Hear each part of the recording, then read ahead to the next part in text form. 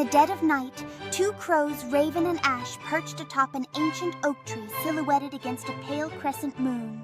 They had been flying together for years, scavenging, hunting, and sharing stories of distant lands. But tonight something was different. The air was thick with tension, and the trees around them seemed eerily still. Ash's sharp eyes caught a shadow moving beneath them. He tensed, his feathers ruffling. "Do you see that?" he whispered, his voice low and urgent. Raven turned, her dark eyes narrowing. A figure moved in the underbrush, a large owl, its winged silent eyes glowing like embers. She could feel the weight of its gaze piercing through the darkness.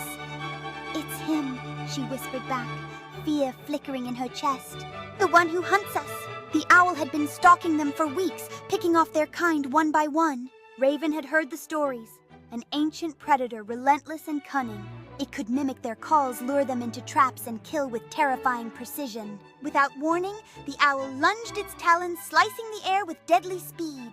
Raven and Ash took flight wings beating hard against the cold night, but the owl was fast. Too fast. "Split!" Raven cried, and they dove in opposite directions, hoping to confuse their attacker. But Ash in his panic veered too close to the ground. The owl caught him in a deadly swoop, dragging him into the shadows. Raven's heart slammed against her chest. She dove after them, but when she reached the spot where Ash had fallen, there was nothing left but a patch of disturbed earth. The owl was gone.